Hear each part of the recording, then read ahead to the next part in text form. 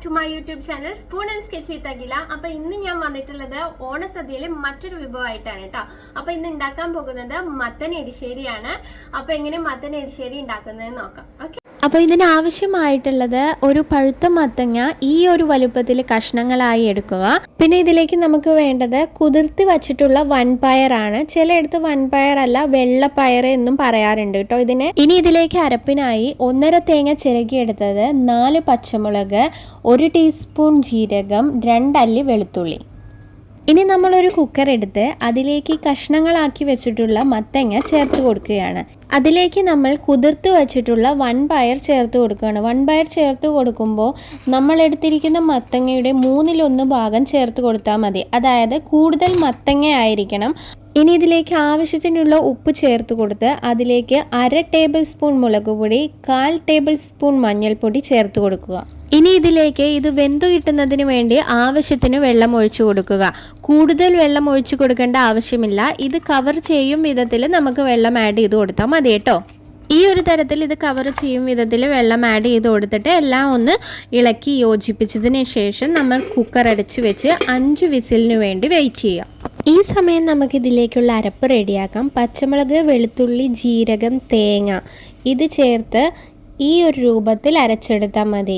വെള്ളം ചേർത്ത് പേസ്റ്റ് രൂപത്തിൽ അരച്ചെടുക്കേണ്ട ആവശ്യമില്ല. ഒന്ന് ചതച്ച് കിട്ടും വിധത്തിൽ അരച്ചെടുത്താൽ മതി.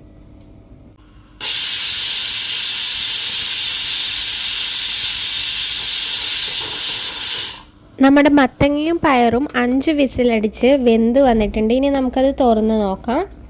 ഇപ്പോൾ ഇത് നമ്മുടെ മത്തങ്ങയും പയറും ഈ ഒരു രൂപത്തിൽ വെന്ത് വന്നിട്ടുണ്ട്, നന്നായി വെന്തിട്ടുണ്ട്. ഇതൊന്ന് ഉടച്ചു കഴിഞ്ഞാൽ ഈ കഷ്ണങ്ങളൊക്കെ ഒരു പേസ്റ്റ് പോലെ ആയി മാറും കേട്ടോ. അപ്പം നമ്മൾ ഇനി ഈ കഷ്ണങ്ങളെയൊക്കെ ഉടച്ച് ഒന്ന് പേസ്റ്റ് രൂപത്തിലാക്കണം.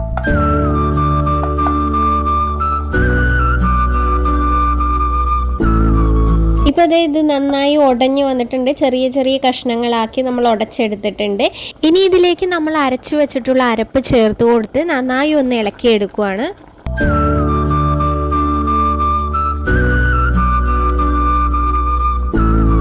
ഇപ്പോൾ ഇത് നന്നായി ഇളക്കി കൊടുത്തതിന് ശേഷം നമ്മുടെ മത്തങ്ങ എരിശ്ശേരി ഈ ഒരു രൂപത്തിലായിട്ടുണ്ട്. ഇനി നമുക്ക് സ്റ്റൗ ഓഫ് ചെയ്ത് വെക്കാം. ഇനി നമ്മൾ ഇതിലേക്ക് വറുത്തിടുന്നതിനുള്ള കാര്യങ്ങളാണ് നോക്കുന്നത്. അതിനായി മറ്റൊരു പാൻ എടുത്തു വെച്ച് സ്റ്റൗ ഓൺ ചെയ്തതിന് ശേഷം അതിലേക്ക് വെളിച്ചെണ്ണ ആവശ്യത്തിന് ഒഴിച്ചു കൊടുക്കുക. അതിലേക്ക് കടുക് ചേർക്കുക. കടുക് പൊട്ടിയതിനു ശേഷം ഉണക്കമുളക് ചേർത്ത് കൊടുക്കുക. അതിനുശേഷം അതിലേക്ക് 1/2 മുറി തേങ്ങ ചിരകിയത് ചേർത്ത് കൊടുത്ത് നന്നായി ഇളക്കി കൊടുക്കുക. ഇത് ചെയ്യുമ്പോൾ ലോ ഫ്ലെയിമിലായിരിക്കണം വെച്ചിരിക്കുന്നത്. ലോ ഫ്ലെയിമിൽ ഇങ്ങനെ ഇളക്കി കൊടുത്ത് ഈ തേങ്ങ ഈ ഒരു കളറിൽ ബ്രൗൺ കളറിലായി വരുമ്പോൾ നമുക്ക് ഇതിലേക്ക് ആവശ്യത്തിന് കറിവേപ്പില ചേർത്ത് കൊടുക്കാം. അതിനുശേഷം 2 മിനിറ്റ് എല്ലാം കൂടി ഒന്നുകൂടി ഇളക്കിയതിന് ശേഷം നമുക്ക് ഇത് മത്തങ്ങ എരിശ്ശേരിയിലേക്ക് ചേർത്ത് കൊടുക്കാം. ഇനി ഇതെല്ലാം ഒന്ന് ഇളക്കി കൊടുത്താൽ നമ്മുടെ മത്തങ്ങ എരിശ്ശേരി റെഡി ആയിട്ടുണ്ട് കേട്ടോ. അപ്പോൾ ഇതുവരെ ട്രൈ ചെയ്യാത്തവരെ ഒന്ന് ട്രൈ ചെയ്ത് നോക്കുക. വളരെ ഈസിയാണ് ഉണ്ടാക്കാനായിട്ട്. അപ്പം നമ്മുടെ സദ്യയിലെ ഒരു പ്രധാന വിഭവം തന്നെയാണ് മത്തങ്ങ എരിശ്ശേരി. അപ്പോൾ എല്ലാവരും ഒന്ന് ട്രൈ ചെയ്ത് നോക്കുക. മറ്റൊരു വീഡിയോയിൽ മറ്റൊരു വിഭവമായിട്ട് നമുക്ക് കാണാം. ബൈ.